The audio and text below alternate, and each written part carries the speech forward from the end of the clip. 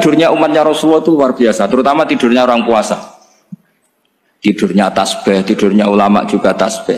Karena dengan tidur itu kita tahu alamat kematian. Di mana kita masih di dunia saja punya kondisi di mana kita tidak bisa menentukan diri kita sendiri. Dan itu awal dari kita mengimani la haula wala quwata illa billah. Segagai koyok ngono ternyata ada kondisi di mana kita tidak bisa mengendalikan diri kita sendiri. Makanya disebut wa min ayati manamukum billaili wan nahar. Yang bisa menganalisis itu siapa? Ya ulama. Ulama kok tahu karena punya sanad musalsal ila Rasulillah sallallahu alaihi wasallam. Sehingga uniknya kenapa tidur itu sakral? Coba semua nabi di antara wahyunya itu lewat apa? Semua nabi di antara wahyunya lewat apa? Tidur, lewat mimpi. Inni ara fil manami anni atfahuka fanzur madza tara. Maka mimpi ini harus dikelola secara baik, yaitu kalau kamu mau tidur, wudu dulu, terus baca tasbih, terus tinggalkan semua dunia, anggap saja ini pemanasan kematian. Itu insya Allah mimpinya sip pokoknya. Paling dikejar-kejar Dajjalnya kecemplung kali, insya Allah. Tapi kalau kamu tidur gak wudu, raiso turu terus raiso turu mangan sik bu, raiso turu terus raiso turu mangan sik ben wareg ben iso turu. Insya Allah dikejar Dajjal kecekel. Akhirnya ngelindur gak karu-karuan karena tadi. Nah, sanad seperti itu yang punya siapa? Hanya ulama. Ada lagi satu contoh, ini sudah hampir 20 menit Pak Ustaz. Itu saya pernah ngaji Durarul Kalami Syafi'i, mutiara-mutiara ngendikan Imam Syafi'i. Itu ulama itu mesti ngendikan itu unik. Tadi saya sudah cocokkan sama Bupati, tak tanya, Pak Bupati saya ini punya ilmu dari Bapak, mungkin pas untuk jinan pakai. Kata Bapak, urip iku padha wae, ngadepi kanca mbek musuh padha wae, malah kadang ribet kanca. Dulu saya itu iskal itu janggal. Tapi setelah ngaji Durarul Kalami Syafi'i yang ada di Muqaddimah kitab Majmu', Muqaddimah Syarhul Mu'adzab Imam Nawawi. Imam Syafi'i nak ngendikan gini. Man ahsana ilaika faqad qayyadaka. Wong apiki kowe nyancang kowe. Kaya Pak Rosid itu apian mbak aku. Ngerti sarang sowan mampir, gayane apian, jebule nyancang. Awas nara teko ning Demak. Itu faqad qayyadaka, nyancang kowe. Tapi waman asaa ilaika faqad atlaqaka. Wong sing eleki kowe iku penak bebasno kowe. Kowe tau diutangi wong kancamu ta musuhmu? Sing biasa utang kowe lho. Kanca. Kowe numpak mobil ketemu musuh enak ra usah nawani, nek ketemu kanca monggo bareng. Sing ngel-ngelo kowe kanca ta musuh? Artinya gini, kanca ya barokah, nggo perjuangan, musuh ya barokah mergo ora tau utang.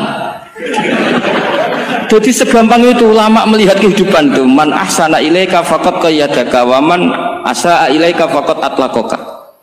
Jadi akhirnya kita hidup itu berkah terus. Di konco ya enak kata sekolah di konco Gus Yofur nak kalau buatan sakit fikih musyawarah, rai iso tasawuf musyawarah. Di konco Pak Rosid, konco rai sederhana. Pokoknya duit. Tadi kurang contoh. Kalau rai Arab kan nggak sederhana, Pak. Wajahnya mewah terus. Ekonominya juga sederhana. Saya sama Rosid sama-sama gak kaya. Saya tidak contohkan kan Gus Yofur sama Gus Baknya ngebis.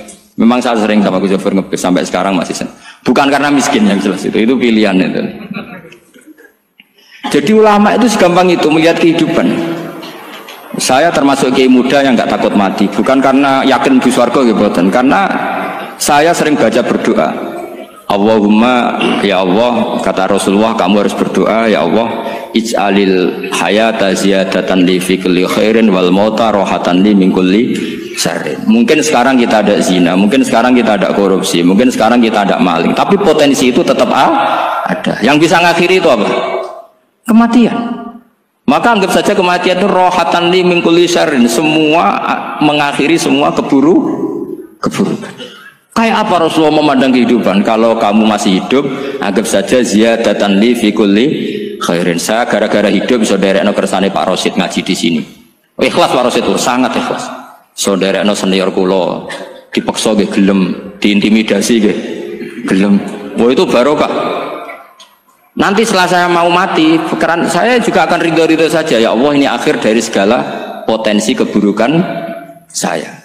Sehingga kiai NU, kiai alim itu ada bajingan, tukang ngemel wong kok mati. Saya iki Pak, niki saya. Tanggane ra ono sing gelem muni saya. Kiai ini maksud, ayo Pak, muni saya Pak. Mboten saya ini tempuh. Lan saya pun mati, pun mboten saged nakal nih. Lha jenenge rohatan li min kulli syarrin. Kalau mayit ya rohatan lahu min kulli syarrin. Kayak apa? Sanad kita ke Rasulullah kabeh itu dimanage dadi ibadah.